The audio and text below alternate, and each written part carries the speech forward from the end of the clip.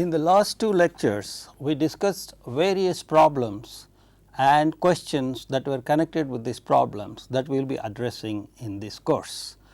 The basic fundamental question was about linear systems of equations. We shall begin our study of linear systems in a formal way. We shall use the notations as follows. Recall the notations that we introduced in the last lecture. We will always be considering either matrices with real entries or matrices with complex entries. Most of the statements that we will say will be valid whether they are real entries or with complex entries. So, in general we will denote by F either the set of real numbers or the set of complex numbers. Whenever it is necessary to identify whether you are using real numbers or complex numbers, we will make this explicit on such occasions. Then by f k for any positive integer k, by f k we shall denote the set of all column vectors with n entry with k entries, and all the entries are real numbers. X1, X2 etc. are all real numbers or complex numbers, and therefore, we will use the symbol f.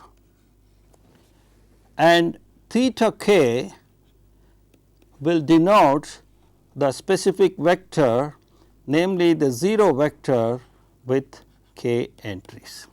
Then for any two positive integers m and n, by f m cross n we shall denote the set of all matrices n cross n.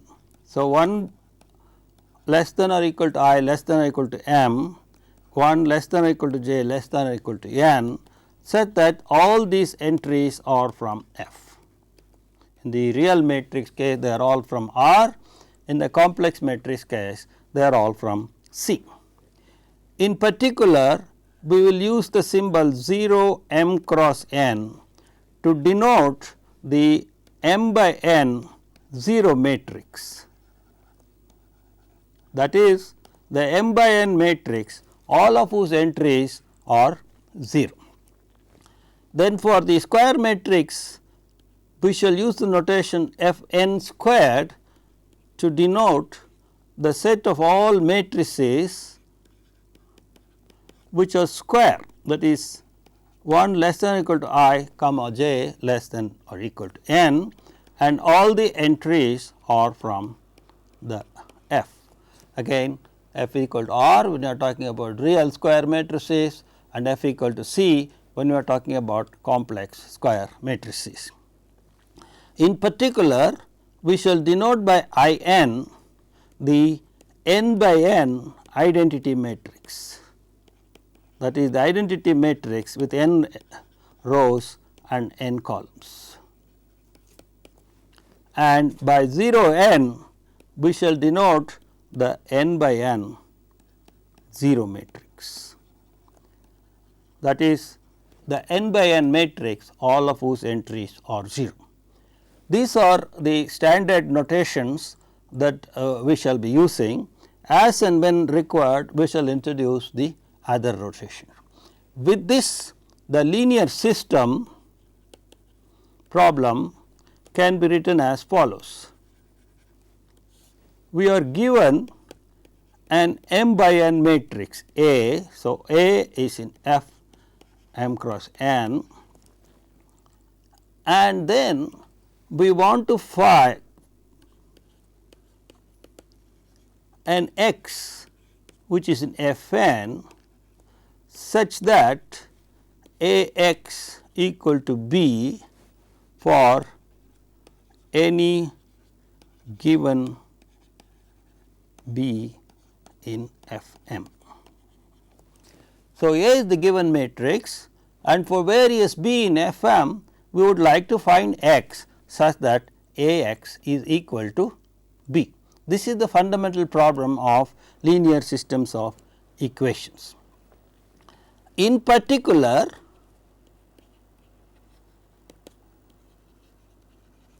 when B is the 0 vector,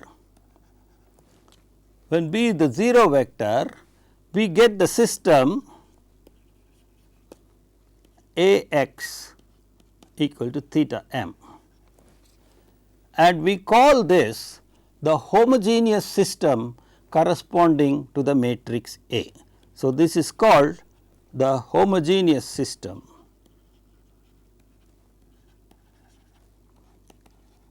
From now on, we will write short HS for homogeneous systems corresponding to the matrix A.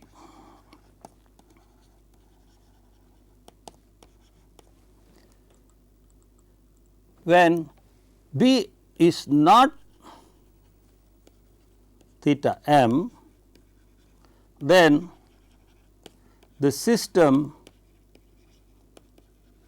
A x equal to B is called a non-homogeneous system. It is called a non-homogeneous system.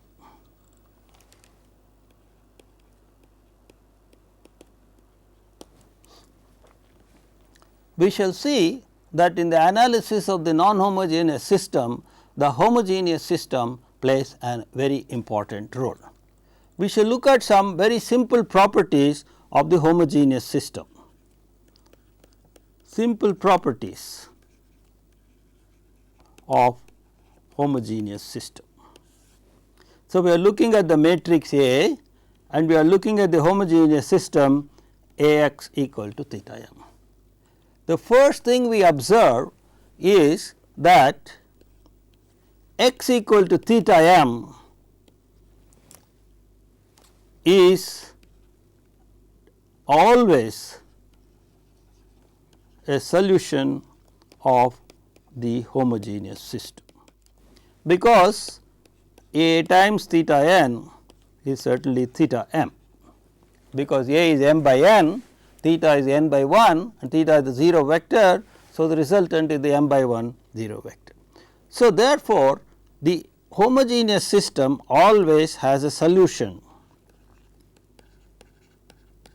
always has a solution x is equal to theta m. This solution is called the trivial solution.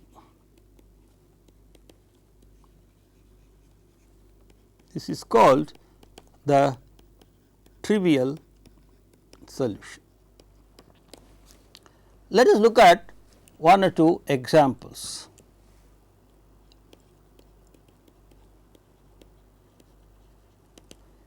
Consider the matrix A 1 1 1 minus 1. So, here we have an m by n system, m is 2, n is 2. So, it is a square system, and what is the homogeneous system corresponding to this? The equation becomes, the first equation is x 1 plus x 2 equal to 0 and the second equation is x 1 minus x 2 equal to 0. And as observed earlier, the 0 solution x 1 equal to 0, x 2 equal to 0 gives x is equal to theta 2, the trivial solution. And from the system we easily see that this is the only solution for the homogeneous system. This is the only solution for the H's. So, here is an example of a homogeneous system where the only solution is the trivial solution. Let us now look at another example. Consider the matrix A equal to 1 0 minus 1 and 0 1 minus 1. What is the homogeneous system corresponding to this matrix. It is x 1 minus x 3 is 0 and x 2 minus x 3 is 0. Here again x 1 equal to 0, x 2 equal to 0, x 3 equal to 0, that is x equal to theta 3 is indeed a solution, is the trivial solution. But now observe, if we take x 1 equal to 1, x 2 equal to 1 and x 3 equal to 1, that we get the vector x equal to 1 1 1, which is also a solution of the system, which is also a solution of the homogeneous system. This is not the 0 solution which we always get, this is a non-zero solution, this is non-zero solution of the homogeneous system. So, here is an example of a homogeneous system which has not only the trivial solution, but also has non-zero solutions. The non-zero solutions are called non-trivial solutions. So, a homogeneous system in general can have trivial solutions only, or it may have trivial as well as non-trivial solutions. So, homogeneous systems may have only trivial solution or may have non-trivial solutions.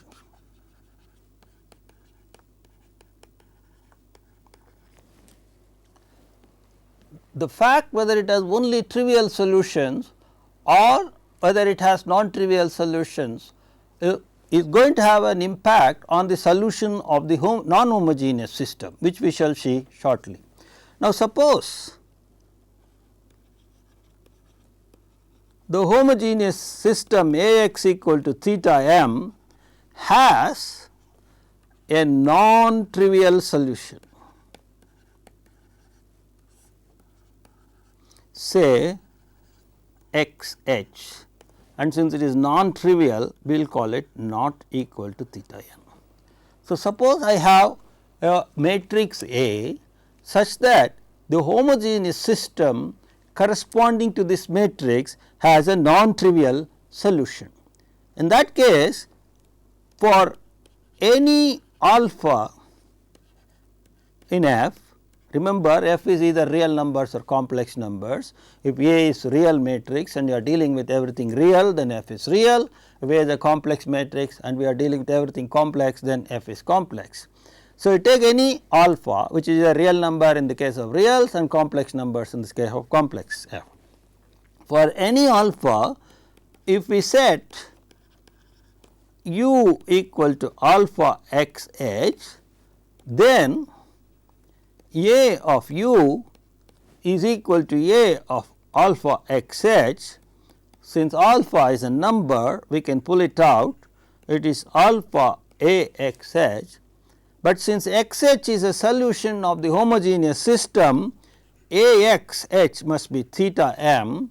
So, that is alpha theta m, and alpha theta m is theta m. So, that says u equal to alpha x h is a solution of the homogeneous system for every alpha belonging to F. So, the moment the homogeneous system has a non-trivial solution x h, we have now alpha x h as alpha varies over F gives different solutions for the homogeneous system. This implies, since x h is not theta m, there are infinite number of solutions for the homogeneous system obtained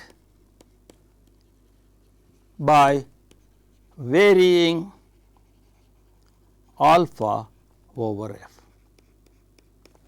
So, thus we see that the moment one non-trivial solution exists for the homogeneous system, there exists an infinite number of solutions. So, what is the conclusion we can draw from this?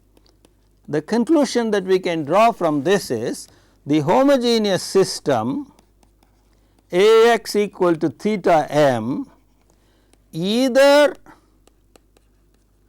has only trivial solution or has infinite number of solutions. Obviously, infinite of them must be non-trivial because the only trivial solution is 0. So, therefore, the homogeneous system swings from one end to the other end. It can have only the trivial solution, namely the 0 vector, or it can have an infinite number of solutions. Which one of this is true for the matrix A is going to have an impact on the nature of the solutions of the non-homogeneous system A x equal to b. Now, having found that the homogeneous system has this varying property of either only trivial solution or infinite number of solutions, we shall see what it has got to do with the non-homogeneous system that we are trying to solve. So, let us now look at non-homogeneous systems.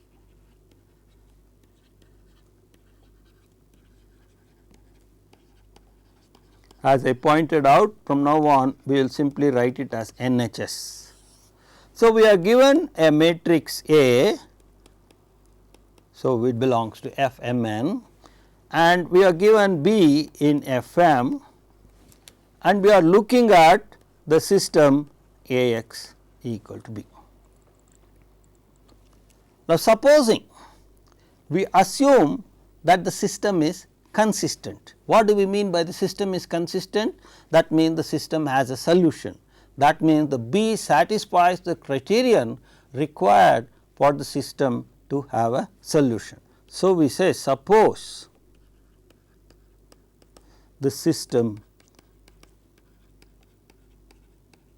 has a solution. Whenever such a thing we say the system is consistent. So, when we say the system is consistent, we mean that there is a solution for the system. So, suppose we have a non-homogeneous system corresponding to the matrix A, and suppose the system is consistent, that is, it has a solution. The question is how many solutions? Will there be one or many more, or 2 or 3, or how many solutions will there be? Now, let us investigate this question. Suppose the non-homogeneous system has 2 different solutions.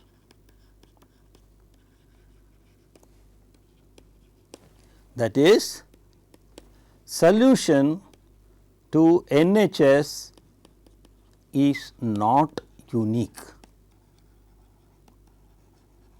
Suppose the system has more than one solution, the solution to the system is not unique. Therefore, there exists u and v such that u is a solution and v is also a solution and u and v are different. So, suppose we could find 2 solutions, that is what is meant by saying that the solution is not unique. Then since AU is B and AV is B, we get AU minus V equal to AU minus AV, but since AU is B and AV is also B, we get this is equal to theta m.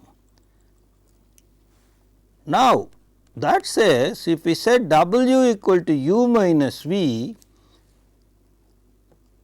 satisfies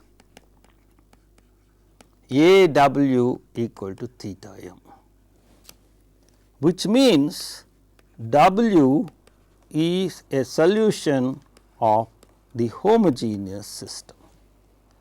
Further, since u is not equal to v, we assumed u is not equal to v, since u is not equal to v, W is different from and W is not equal to theta n, and hence W is a non-trivial solution for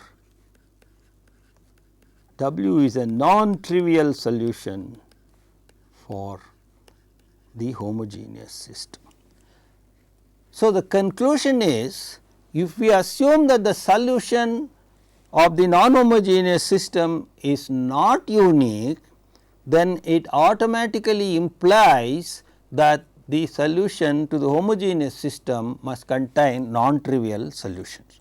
So, let us write conclusion 1, we will make one more conclusion little later.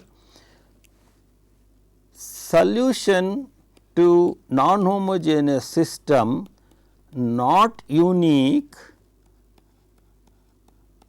implies homogeneous system has non-trivial solutions. So, whenever the solution to the non-homogeneous system is not unique, the homogeneous system will automatically have non-trivial solutions. Let us look at the converse. What do we mean? Again, we start with consistent system A x equal to b, and suppose homogeneous system has non-trivial solution. Suppose we shall show that the converse is true, that means the solution, now we are assuming that the homogeneous system non-trivial, therefore, we will now show that the non-homogeneous system is not unique, the solutions are not unique. So, we will show that, to show that non-homogeneous system solution is not unique. For this, we must show that there are two solutions at least for the non-homogeneous system. We are already assuming that the system is consistent. Okay. So, how do we show this? The proof of that, since the system A x equal to b is consistent, there exists a solution u such that A u equal to b. So, there exists a solution for the non-homogeneous system, that is our basic assumption, because we are assuming that the system is consistent. Now, we are further assuming that the homogeneous system has non-trivial solutions. So, let x h not equal to theta n be a non-trivial solution for the homogeneous system. We would now like to produce at least two solutions for the non-homogeneous system. We already have one, namely u, we are now going to produce another solution. Let v be equal to u plus x h. Clearly, A v is A u plus A x h, A u is b by equation 1 and A x h is theta m, because x h is a solution of the homogeneous system and therefore, A v equal to b. What does it mean to say? It means to say that V is a solution of the non-homogeneous system. Further, V minus U is equal to x h, because V is U plus x h, therefore, V minus U must be x h, but x h is assumed to be non-trivial solution. So, x h is not equal to theta n, that says V is not equal to U. So, V is a solution of the homogeneous system and it is different from the solution U, and therefore, U and V are two different solutions of the non-homogeneous system. So, thus what is the conclusion? The conclusion is, this is the second conclusion, when the homogeneous system has non-trivial solutions, that implies non-homogeneous system, the solution is not unique.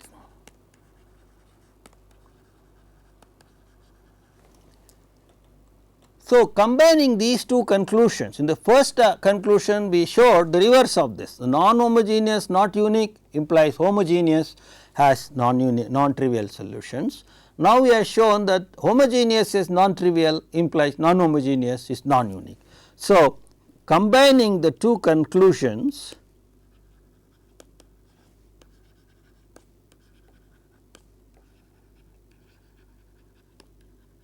we get the important result that the following, that A be an m by n matrix, B belongs to F m, A x equal to B consistent. So, I have a consistent system of m equations in n unknowns, then what we have concluded in these two statements above is the following, that the non-homogeneous system solution is non-unique if and only if the homogeneous system has non-trivial solution. In other words, or equivalently, we can say that the non-homogeneous system has unique solution if and only if the homogeneous system has only trivial solution. Thus, we see that the homogeneous system plays an important role in deciding whether the non-homogeneous system, whenever it is consistent, has a unique solution or not. So, the homogeneous system plays a decisive role in determining uniqueness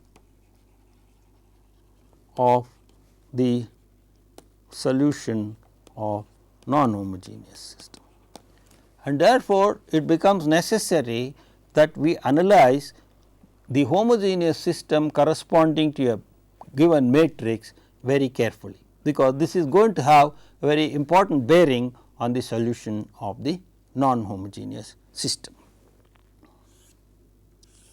Let us now look at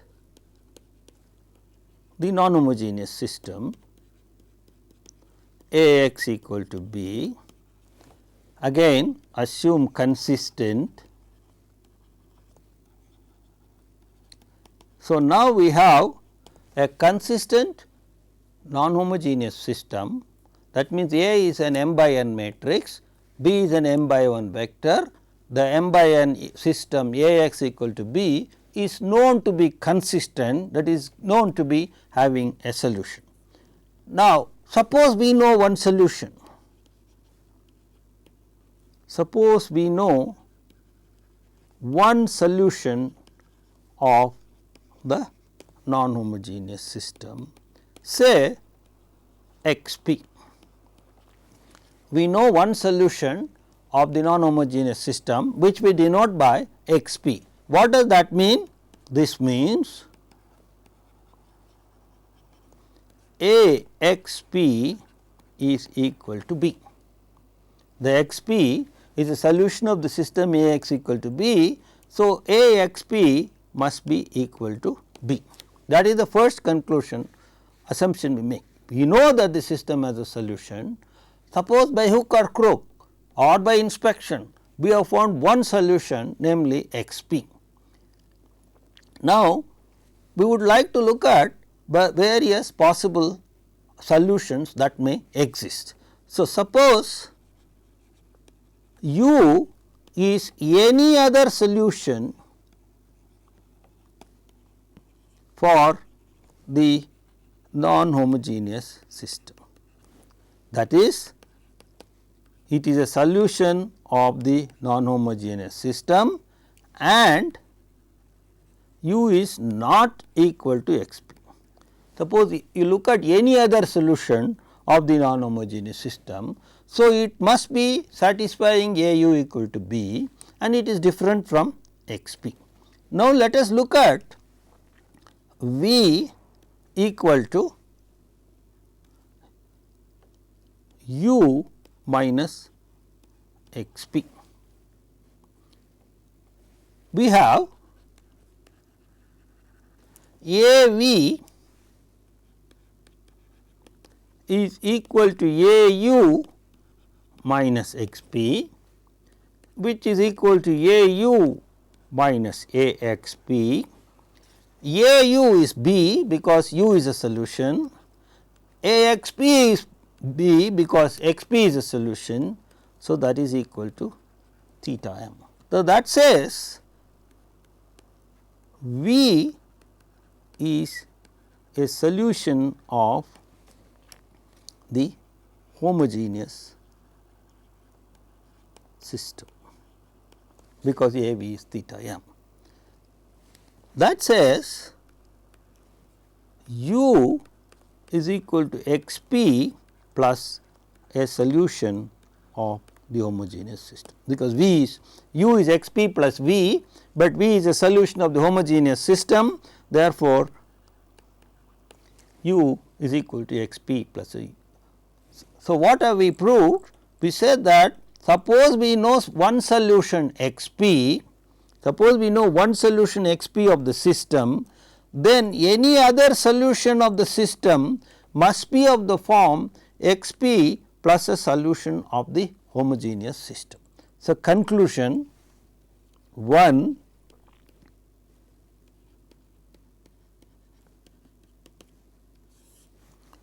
x p a solution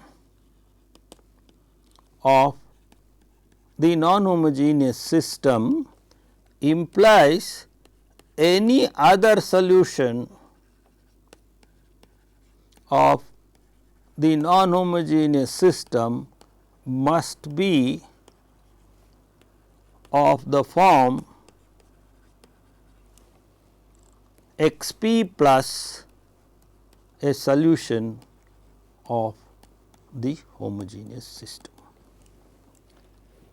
Conversely, consider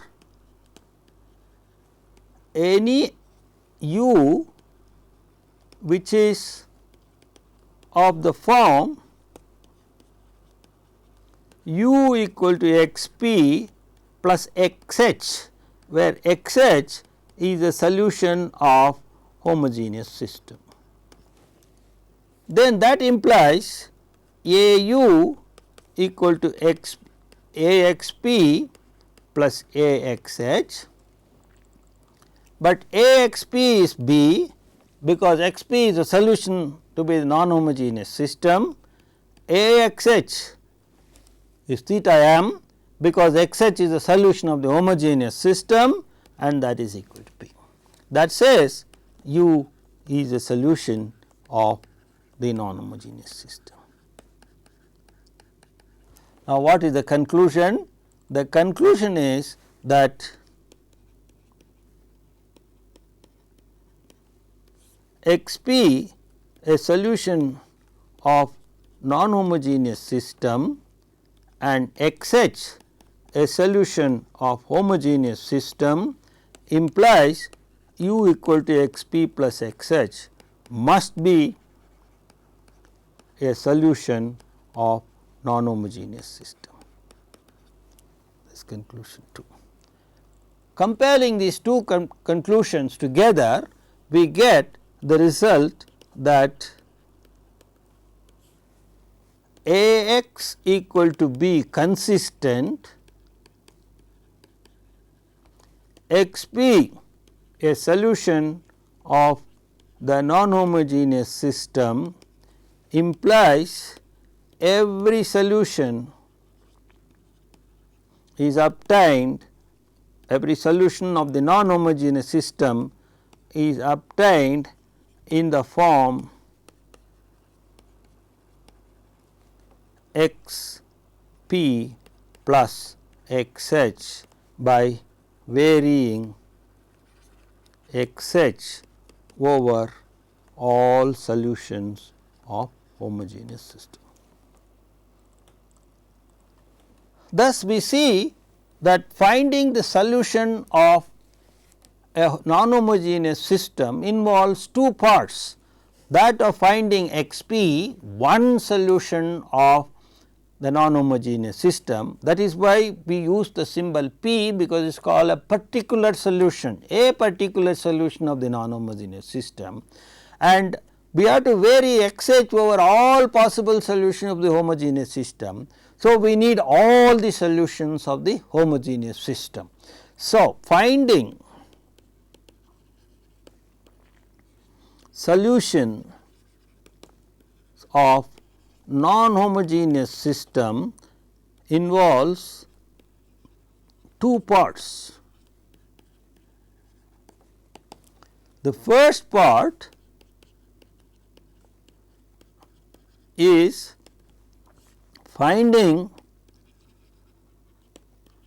all solutions of the homogeneous system, and the second part involves finding a solution for the non-homogeneous system. Once we find these two, we can now generate all solutions of the, then can, let us call this one solution as x p, then can generate all solutions of the non-homogeneous system by adding to x p the various solutions of the homogeneous system. So, there are two parts involved in the study of non-homogeneous system. Again I repeat, finding all solutions of the homogeneous system, and number 2, finding a particular solution of the non-homogeneous system. So, we shall now look at the first major part, namely finding all solutions of the homogeneous. So, first we develop strategy for finding all solutions of the homogeneous system. So, the next major topic of our discussion will be homogeneous systems.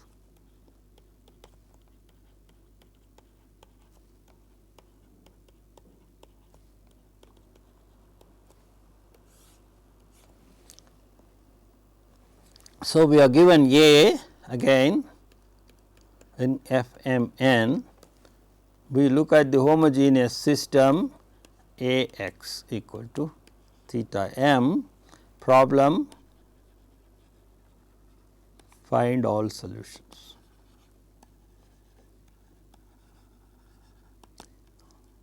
Recall that we have said that this may have only trivial solution or it may have infinite number of solutions.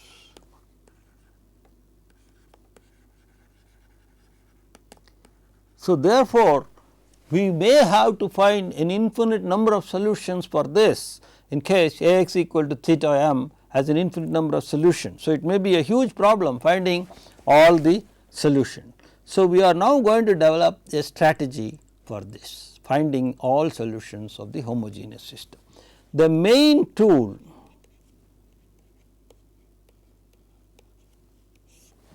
in handling homogeneous systems are what are known as elementary row operations. For short, we will write EROs. What are these EROs? The EROs are some operations. The O stands for operations, and where are they performed? The R stands for the rows performed on the rows of a matrix, and they are called elementary because they are really elementary operations. They do not involve very highly complicated. There are three types of elementary row operations that we will be using.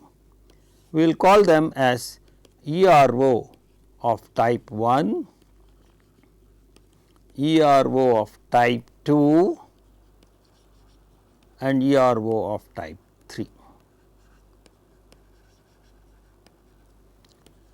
These are the three types of, there are going to be three types of elementary row operations which we will be using, and we will give them the names as ERO of type 1, ERO of type 2 and ERO of type 3. So, let us look at first briefly describe what they are, and we will look at their implications later. ERO of type 1. This simply changes the position of two rows by interchanging. In other words, we can write the first row, the third row and the third row, the first row. So, this is called row interchange. We will describe them in detail shortly. Row interchange. Then the second type, this is what do we mean by, let me repeat again. When I say row interchange, suppose I have a matrix with 10 rows, I may pick the second row and put it in the fourth place, that is that second row becomes the fourth row, and I will take the fourth row and go and put it back in the second row. So, the second and the fourth rows exchange position. So, they are also called row exchanges. Two rows exchange their positions. In the ERO of type 2, again the operation is done only in one row now. In the previous ERO of type 1, all rows remained unaltered, two rows decided to exchange their position. Now, in the ERO of type 2, all rows remain unaltered except one row where we are going to make a change. What are we going to do? We take a row and somewhere along the line we pick up another row and take a multiple of that row and add it to this row. So, to the ith row add a multiple of some other row, say the jth row. So, here all the rows remain the same except the jth row where every entry is tampered with. How is it tampered with? To its value some multiple of the corresponding value in the ith row is added. So, that is called the elementary row operation of type 2. The elementary row operation of type 3 is the following. Here again all the rows remain unaltered, only one row we are going to make a change. What kind of a change we are going to make? We are scale the entries of the matrix. So, what do we do? The entries of the ith row are all multiplied by a non-zero alpha in F. We will see why we want a non-zero alpha in F, because if you multiply by 0, the entire row will become 0 and all the information content of that row will be lost. We will see very precisely why we want to multiply by a non-zero constant. So, we have these 3 types of elementary row operations which we shall describe in detail shortly. Why do we want this? What are the reasons for this? The idea.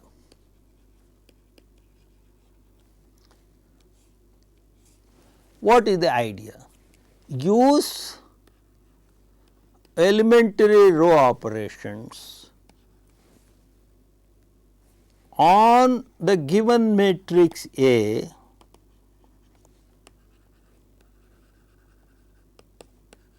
repeatedly.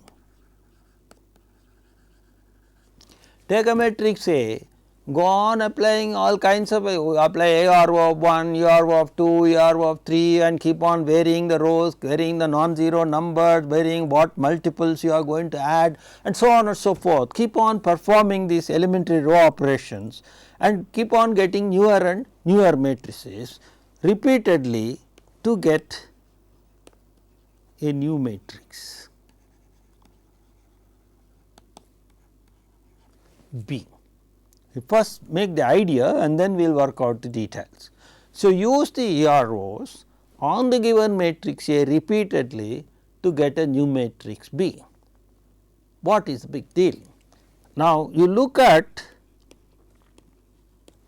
Ax equal to theta m, the homogeneous system corresponding to A, and Bx equal to theta m, the homogeneous system corresponding to B.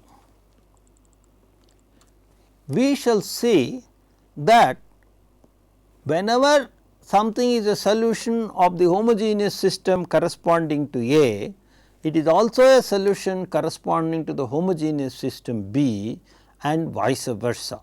So, what we mean is it turns out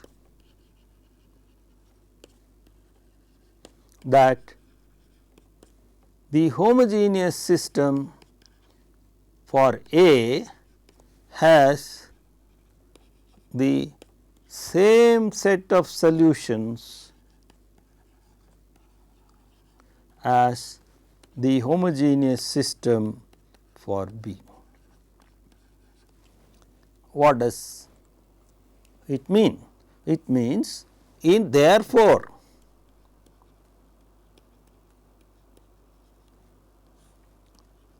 instead of solving the homogeneous system Ax equal to theta m, we can solve the homogeneous system Bx equal to theta m. What is the advantage?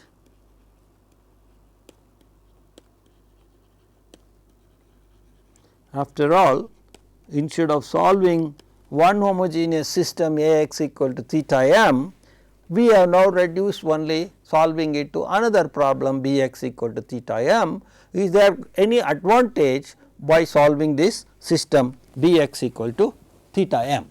Now, it turns out if we are clever, then we can choose our EROs such that the matrix B is simple enough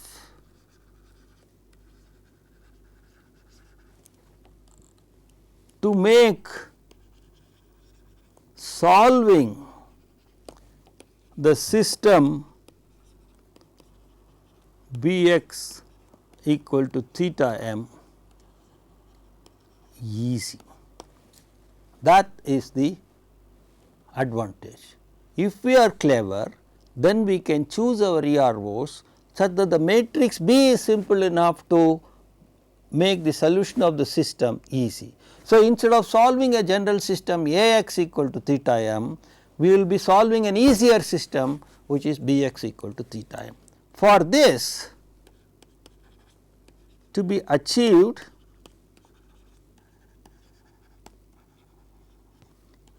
we must one know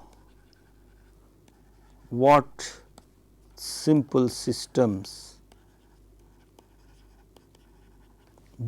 B can be. 2, how can we use EROs effectively to reduce a given A to a simple B. We shall look at EROs and these simple questions of reduction in the next lecture.